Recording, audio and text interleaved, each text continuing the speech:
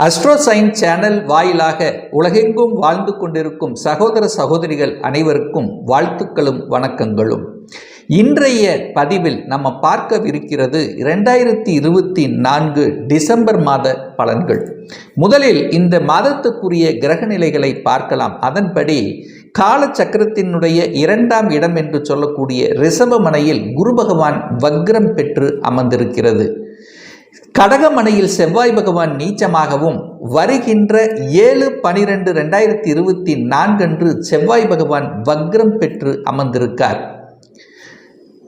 கன்னிமனையில் கேது பகவானும் மீனமனையில் ராகு பகவானும் வீற்றிருக்க, விருச்சிக மனையில் சூரிய பகவான் அமர்ந்திருக்க, வருகின்ற 15/12/2024 அன்று சூரிய பகவான் தனுசு மனைக்கு பயிற்சியாகிறார். புதன் பகவான் பார்த்தீங்கன்னா 16/12/2024 அன்று புதன் பகவான் வக்ர நிவர்த்தி அடைகிறது விருச்சிக மனையில.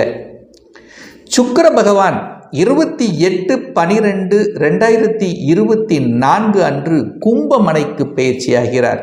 கும்பமனையில் சனி பகவான் ஆட்சி பலம் மூல திரிகோண பலம் பெற்று வலிமையாக வீற்றிருக்கக்கூடிய இந்த மாதத்தில் என்ன மாதிரியான பலன்கள், சாதகம் என்ன, பாதகம் என்ன, எதை செய்யலாம், எதை செய்யக்கூடாது, எந்த தெய்வ வழிபாடு இந்த மாதம் உகந்தது என்பதை பற்றித்தான் இந்த பதிவில் நம்ம டீட்டெயிலாக பார்க்க போகிறோம். அதற்கு முன்னால் நம்முடைய சேனலை நீங்கள் முதல் தடவை பார்ப்பவர்கள் என்றால் மறக்காம சப்ஸ்கிரைப் பண்ணிக்கிங்க. சிம்ம ராசி அன்பர்களே, இந்த டிசம்பர் மாதம் எப்படி இருக்கும், என்ன மாதிரியான பலன் அப்படின்னு பார்க்கும் பொழுது, முதலில் உங்களுடைய எண்ணங்கள், செயல்பாடுகள், சிந்தனைகள் எப்படி இருக்குன்னு பார்க்கும் பொழுது, உங்க ராசியை சனி பகவான் பார்க்கிறார். உங்க ராசி அதிபதியை ஆன சூரியனை சனி பார்க்கிறார். அப்போ சனி பார்ப்பது நல்லதானா? நல்லது இல்லை. ஏன் அப்படின்னா, சிம்ம ராசி அன்பர்களுக்கு ஒரு ஆகாத கிரகம் அப்படின்னா அது சனி பகவானை சொல்லணும். அந்த சனி பகவான் உங்க ராசியையும் ராசி நாதனையும் பார்த்து கெடுக்கக்கூடிய தன்மையில் இருக்கிறதுனால உங்களுடைய எண்ணங்கள், செயல்கள், சிந்தனைகளில் ஒரு தடுமாற்றம் ஏற்படும். ஒரு சந்தேகத்தன்மை என்கிறது இருக்கும். நம்பகத்தன்மை இல்லாத மாதிரியான ஒரு ஃபீலிங்ஸ் இருக்கும். ஒரு தடை என்பது இருந்து கொண்டிருக்கிறதுலவா. ஆனால் இப்படித்தான் இருக்குமானா இல்லை. இதற்கு விதிவிலக்காக உங்க ராசிநாதனான சூரியனை குரு பகவான் பார்க்கிறார். அப்போ குரு பார்த்து உங்க ராசிநாதனை புனிதப்படுத்துறதுனால முதலில் ஒரு தடை மாதிரி, முதலில் ஒரு தாமதம் மாதிரி ஒரு இதை கொடுத்து கொண்டு அதற்கு அப்புறம் அது சரியாகக்கூடிய அமைப்பை நிச்சயமாக உருவாக்கிவிடும். அதுவும் குறிப்பாக இந்த டிசம்பர் மாதம் 15ஆம் தேதிக்கு அப்புறம் உங்கள் ராசிநாதன் 5ஆம் இடத்துல போய் குருவினுடைய வீட்டில் இருப்பது மிகச்சிறந்த நல்ல பலனை ஏற்படுத்தும். ஸோ முதல் பாதையில் சின்ன தடைகளை கொடுத்து அதுக்கப்புறம் 2ஆம் பாதையில் ஒரு நல்ல தன்மையை கொடுக்கக்கூடிய அமைப்பை நிச்சயமாக இந்த சிம்மராசினருக்கு ஏற்படுத்தும்.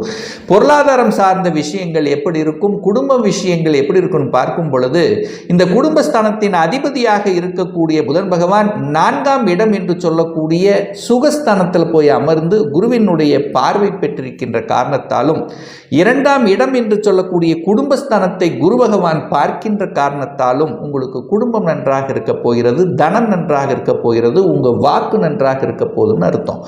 ஏன் சொல்றேன்னா, இந்த சிம்மராசி என்பவர்களுக்கு 5க்குரியவன், யோகத்தை தரக்கூடிய குரு பகவான் பார்க்கக்கூடிய இடமெல்லாம் புனிதமடையும் என்கின்ற அமைப்புக்கு ஏற்ப 2ஆம் இடத்தை பார்க்கிற தனகாரகனான குரு பகவான் தனஸ்தானத்தையும் தனஸ்தானத்தின் அதிபதியான புதனையும் பார்த்திருக்கக்கூடிய இந்த மாதத்தில் நிச்சயமாக பொருளாதார ஏற்றத்தை கொடுக்கக்கூடிய அமைப்பு. பொருளாதாரம் உங்களுக்கு, நீங்கள் எந்த தொழில் வேலை செய்து கொண்டிருக்கிறீர்களோ அதன் மூலமாக இந்த மாதம் கணிசமான ஒரு லாபத்தை தரக்கூடிய அமைப்பும் இருக்கிறது. ஏன்னா புதனுங்கிறது லாபாதிபதி.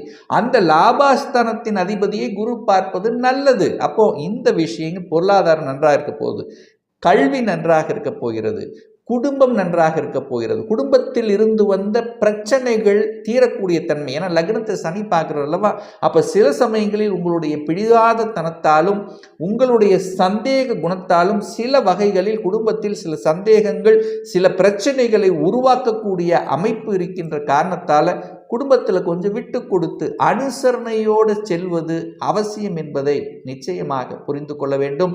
அங்கே கேதுவும் உட்கார்ந்திருக்கார். அப்போ உங்களுடைய வாக்கு எப்படி இருக்க போகிறது? ஞானமாக இருக்க போகிறது, வாக்கு நன்றாக இருக்க போகிறது. உங்களுடைய சொல்வாக்கு பலிதமாக கூடிய தன்மை இந்த மாதம், இந்த டிசம்பர் மாதம் சிம்மராசினருக்கு நிச்சயமாக உண்டு அப்படிங்கிறத ஸ்ட்ராங்காக சொல்லலாம். சரி,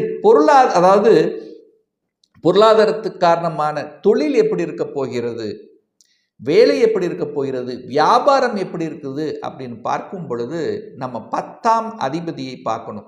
இந்த 10ஆம் அதிபதியாக இருக்கக்கூடிய அந்த சுக்கிர பகவான் 6ஆம் இடத்துல போய் அமர்ந்திருக்கார். வேலை என்கின்ற அமைப்பில் போய் அமர்ந்து கொண்டு 10ஆம் இடத்திலேயே குரு பகவானும் அமர்ந்து கொண்டு அந்த 6ஆம் இடத்தை பார்க்கறது நல்லது. தொழில் விரிவாக்குவதற்காக கடன் கிடைக்குமானால் நிச்சயமாக கடன் கிடைக்கும், அதில் மாற்று கருத்தே கிடையாது. சரி, வேலை இல்லாத இந்த சிம்மராசி என்பவர்களுக்கு இந்த மாதம் வேலை கிடைக்கும்னா வேலை கிடைக்கும். ஏன் கிடைக்கும்? 10ஆம் அதிபதி 6ஆம் இடத்துல உட்கார்ந்திருக்கார், வேலை என்கின்ற ஸ்தானத்தில் போய் அமர்ந்திருக்கார். குருவினுடைய பார்வை கிடைக்கிறது, சுபத்துவமாக போகிறது, சுக்கிரன் வலிமை பெறப் போகிறார். அப்போ வேலை நன்றாக இருக்க போகிறது. ஏற்கனவே வேலையில் இருந்தவர்களுக்கு வேலையில் இருக்கக்கூடிய அழுத்தங்கள் குறைய இருக்கிறது. அப்போ வேலையில் இதுவரைக்கும் நல்ல உழைச்சிருப்பீங்க, அந்த உழைப்புக்கு உண்டான பலன் கிடைக்க போகிறது. ஒரு சிலருக்கு ப்ரமோஷன் கிடைக்க போகிறது, பதவி உயர்வு கிடைக்க போகிறது அப்படிங்கிற எடுத்துக்கலாம். ஏன்னா 5ஆம் இடம் என்பது பதவியை குறிக்கக்கூடிய அந்த இடத்தின் அதிபதி 10ஆம் இடத்துல போய் அமர்ந்து சுக்கிரனை பார்க்கிறார். அப்போ நிச்சயமாக வேலை, தொழில், வியாபாரம் சார்ந்த விஷயத்தில் இருக்கக்கூடிய அனைத்து இந்த சிம்மராசி என்பவர்களுக்கு இந்த மாதம் நல்ல மாதமாக நிச்சயமாக அமையும். நீங்கள் எடுக்கக்கூடிய காரியங்களில் சில தடைகள், அதாவது உங்களுடைய எண்ணங்கள்ல சில குளறுபடிகள் கொடுத்தாலும் இந்த வேலை தொழில் நன்றாகவே அமைய பெறும் அப்படிங்கிறதுல மாற்று கருத்து கிடையாது. சரி, அடுத்து தகப்பன் சார்ந்த விஷயங்கள் எப்படி இருக்கும் அப்படின்னு நீங்க கேட்டீங்கன்னு வச்சுங்களேன். தகப்பன் அப்படின்னாலே சூரியனை பார்க்கணும், 9ஆம் இடத்தை பார்க்கணும். சரியா? அப்ப சூரியன் எந்த நிலையில் இருக்கார்? சூரியன் 4ஆம் இடம் என்று சொல்லக்கூடிய சுகஸ்தானத்தில் உட்கார்ந்திருக்கார். நல்லது, குரு பார்வை பெற்றிருப்பது நல்லது. ஆனால் சனி பகவானும் பார்க்கிறார் அல்லவா, அப்போ அங்கே ஒரு ஈக்கு இருக்குன்னு அர்த்தம். 9ஆம் அதிபதி என்னவாக இருக்கார்? நீச்சமாக இருக்கார். நீச்சம் என்றால் வலு குறைகிறது. 9ஆம் இடத்தையும் சனி பார்க்கிறார். அப்போ தகப்பனுக்கு சில வகைகளில் ஒரு இடைஞ்சல்கள் கொடுக்கக்கூடிய ஒரு மாதமாக இருக்கும். ஒன்று உடல்ல தொந்தரவாக இருக்கும், அல்லது தகப்பனோட உங்களோட சின்ன சின்ன வாக்குவாதங்கள் வருவதற்கான வாய்ப்புகளும் இருக்கிறது. ஸோ அந்த விஷயத்தில் போக வேண்டாம். அப்போ தகப்பனை நன்றாக பார்த்து கொள்வது, மனதை வருத்தாமல் பார்த்து கொள்வது இந்த காலகட்டம் உங்களுக்கு சிறப்பை ஏற்படுத்தி கொடுக்கும். அதே சமயத்தில் பார்த்தீங்கன்னா உடல்நலம் சார்ந்த விஷயத்திலும் கொஞ்சம் கவனம். யாருக்கு உடல்நலம் சார்ந்த விஷயத்தில்? தாயும் தந்தையும் உடல்நலம் சார்ந்த விஷயத்தில். ஏன்னா 4ஆம் இடமான சுகஸ்தானத்தை சனி பார்க்கிறார் அல்லவா, அப்போ சுகத்தை கொஞ்சம் கெடுப்பதற்கான தன்மைகள் இருக்கு. சுக்கிரனும் போய் 6ஆம் இடத்துல போய் அமர்ந்திருக்கார். அப்போ என்ன, யாருக்கெல்லாம் சுகர் இருக்கிறதோ அவர்கள் எல்லாம் கொஞ்சம் உணவு கட்டுப்பாடு, உடற்பயிற்சிங்கிறது ரொம்ப ரொம்ப முக்கியம் என்பதை மனதில் பதிய வைத்துக் கொள்ளுங்கள் இந்த சிம்மராசி என்பவர்கள். சரி, அடுத்து திருமணம் சார்ந்த சுப காரியங்கள் நடந்தேறுமா அப்படின்னு நீங்கள் கேட்டீங்கன்னு வச்சுங்களேன். நிச்சயமாக சுப காரியத்துக்கு அடித்தளம் போடக்கூடிய அமைப்பு. 7க்குரியவன் 7ஆம் இடத்திலேயே ஆட்சி பலத்தோட ஸ்தான பலத்தோட வலிமையை உட்கார்ந்துருக்கார். அப்போ 7க்குரியவன் வலிமை, அதே சமயத்தில் சுக்கிரன் அதாவது கலத்திர காரகனை குரு பார்த்து சுபத்துவப்படுத்துறதுனால, அதே குரு பகவான் குடும்பஸ்தானத்தை பார்க்கறதுனால குடும்பத்தில் ஒரு உறுப்பினரை இணைத்து கொள்ளக்கூடிய நிகழ்வு என்கின்ற அமைப்பு இருக்கின்றபடியால் திருமணம், சுப காரியங்கள் நன்றாக நடந்தேறும். அதில் மாற்று கருத்தே கிடையாது. அதே சமயத்தில் பார்த்தீங்கன்னா இந்த வெளிநாடு செல்லக்கூடிய யோகம் இருக்கிறதா அப்படின்னு ஒரு சிலர் கேட்டிங்கன்னா, வெளிநாடு வாய்ப்புகள் உங்களுக்கு தேடி வரக்கூடிய அமைப்பு. ராகு 8ல் உட்கார்ந்துருக்கார். சொந்த ஊரை விட்டு வெளியேற்றக்கூடிய அமைப்புங்கிறது இருக்கின்ற காரணத்தால் அந்நிய மதத்தினர், அந்நிய மாநிலத்தில் நீங்கள் வேலை பார்க்கக்கூடிய அல்லது தொடர்பு கொள்ளக்கூடிய சந்தர்ப்பங்களை உருவாக்கும். நீங்கள் இந்தியாவில் இருந்தீங்கன்னா எம்என்சி கம்பெனியில் வேலை பார்க்கக்கூடிய அமைப்பு உங்களுக்கு இருக்கிறது. அல்லது நான் வெளிநாட்டுக்கு தான் போகணும் என்கின்ற எண்ணத்தில் உறுதிப்பாட்டுடன் இருக்கக்கூடிய சிம்மராசி என்பவர்களுக்கு அதற்கான முயற்சிகளை எடுத்தீர்களே என்னால் இந்த 15ஆம் தேதி டிசம்பர் 15ஆம் தேதிக்கு அப்புறம் அதுக்குண்டான அனுகூல பலன்கள் உங்களுக்கு நிச்சயமாக உண்டு.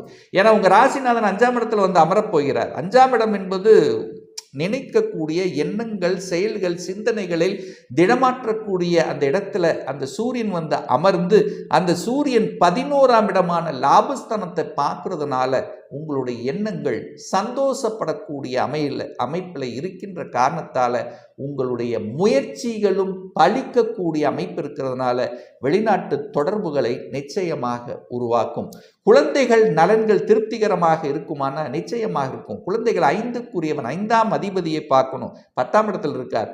தொழில் கல்வி, வேலை கல்வி, தொழிலுக்காக சில படிப்புகளை படிக்கக்கூடிய தன்மை, அடிஷ்னல் ரெஸ்பான்சிபிலிட்டிக்காக சில கோர்ஸ் எடுத்து படிப்பீங்க பார்த்தீங்களா, அதெல்லாம் படிக்கக்கூடிய வாய்ப்புகள் இருக்குது. அதே சமயத்தில் இந்த குழந்தைகளுக்கு படித்தவுடன் வேலை கிடைக்கக்கூடிய அமைப்பும் பிரகாசமாக இருக்கிறது. குழந்தைகள் நலன் திருப்திகரமாக இருக்கக்கூடிய தன்மை, குழந்தை பிறப்பு சார்ந்த விஷயத்தில் நன்மை பயக்கக்கூடிய தன்மை, குழந்தைகளால் உங்களுக்கும் உங்களால் குழந்தைகளுக்கும் நல்ல பல அனுகூல மேன்மைகளை தரக்கூடிய அமைப்புங்கிறது இருக்கு. செவ்வாய் பகவான் நீச்சமாக இருக்கின்ற ஒரு காரணத்தால செவ்வாய் என்பது சகோதரர் சார்ந்த விஷயத்துல கொஞ்சம் கவனமாகவும் கொஞ்சம் விட்டு கொடுத்தும் கொஞ்சம் அனுசரணையோடு செல்வது நல்லதுங்கிறதையும் ஞாபகத்தில் வைத்துக் கொள்ளுங்கள். அதே சமயத்தில் இந்த நிலம் சம்பந்தப்பட்ட இடம் வாங்குறது இதெல்லாமே வாங்கலாமான்னு பார்த்தீங்கன்னா 4ஆம் இடத்தை குரு பார்த்து புனிதப்படுத்துகிறார், சுக்கிரனை குரு பார்த்து புனிதப்படுத்துகிறார். அப்போ 4ஆம் இடமும் நல்லா இருக்க போகிறது, சுபத்துவமாக இருக்க போகிறது. 6ஆம் இடத்தில் இருக்கக்கூடிய சுக்கிர பகவானும் சுபத்துவமாக இருக்கு. சுக்கிரன் நன்றாக இருந்தாலே வீடு வாங்கலாம், வண்டி வாகனங்கள் வாங்குவதற்கான அமைப்பு உங்களுக்கு இருக்கிறது அப்படின்னு நம்ம எடுத்துக்கலாம். சரி, இந்த சிம்மராசி என்பவர்களுக்கு கொஞ்சம் இடைஞ்சல் தருகிறது. நீங்கள் கோச்சார ரீதியாக சொல்லக்கூடிய பலன்கள் எல்லாம் பொருந்தி வரல அப்படின்னு ஒரு சிலர் சொன்னீங்க அப்படின்னா நீங்கள் செக் பண்ணி பாருங்க, உங்களுக்கு என்ன தசா புத்தி நடக்கிறது அப்படின்னு செக் பண்ணி பாருங்க. இந்த சிம்மராசி என்பர்களுக்கு ஆகாத ஒரு கிரகம் அப்படின்னா சனி திசை. யாருக்கெல்லாம் சனி திசை சனி புத்தி நடந்து கொண்டிருக்கிறதோ அவர்களுக்கு சில தொல்லைகளை தரக்கூடிய அமைப்பில் சில கடன்களை கொடுக்கக்கூடிய தன்மை, எதிர்ப்பு தரக்கூடிய தன்மையில் இருக்கும். அப்போ சனி திசை சனி புத்தி, அந்த சனி பகவான் ராகுவனுடைய தொடர்பில் இருந்தாருன்னா இன்னும் கொஞ்சம் ஆட்டம் அதிகமாக இருக்கக்கூடிய தன்மையை அது கொடுத்து விடும். அப்போ இந்த தன்மையில் இருக்கக்கூடியவர்கள் கொஞ்சம் கவனம் எச்சரிக்கையோடு இருப்பது நல்லது. அது சனி ராகுவோடு சேர்ந்து இருந்த தசை அல்லது வேற எந்த கிரகங்களினுடைய தசை நடந்தாலும் அது சனியினுடைய இருப்போட அல்லது சனியினுடைய பார்வையோடு இருக்கும்போது கொஞ்சம் நம்ம கவனத்தில் இருக்கணுங்கிறத ஆழமாக மனதில் பதிய வைத்து கொண்டு செயல்படுத்துங்கள். ஒரு நல்ல தெய்வ வழிபாடு அப்படின்னு எடுத்துக்கொண்டால் உங்களுடைய குல தெய்வம் யாரோ அவரை கெட்டியாக பிடித்து கொள்வது, அதாவது குலதெய்வத்தை அமாவாசை நாட்கள் அல்லது பௌர்ணமி நாட்களில் சென்று வழிபடும் போது நிச்சயமாக முன்னோர்களினுடைய ஆசீர்வாதம், குலதெய்வத்தினுடைய ஆசீர்வாதம் நிச்சயமாக உண்டுங்கிறதுல எந்தவித மாற்று கருத்தும் கிடையாது. ஒரு துல்லிய பலன் வேணும், ஒரு பர்சனல் கன்சல்டேஷன் எடுத்துக்கணும், சுய ஜாதகம் பார்க்கணும் என்று விருப்பமுடைய அன்பர்கள் டிஸ்பிளே தெரியக்கூடிய நம்பருக்கு வாட்ஸ்அப் மூலமாகவோ ஃபோன் கால் மூலமாகவோ தொடர்பு கொண்டு அப்பாயின்மெண்ட் பெற்றுக்கொண்டு கன்சல்டேஷன் எடுத்துக்கலாம்.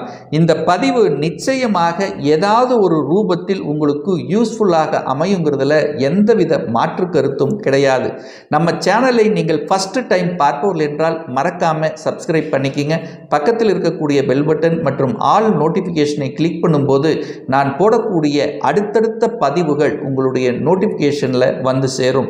இந்த ராசி நட்சத்திர நேயர்கள் அனைவரும் வாழ்க வளர்க வளமுடன் என்று எனது வாழ்த்தினை தெரிவித்துக் கொண்டு விடைபெறுகிறேன். நன்றி, வணக்கம், வாழ்த்துக்கள்.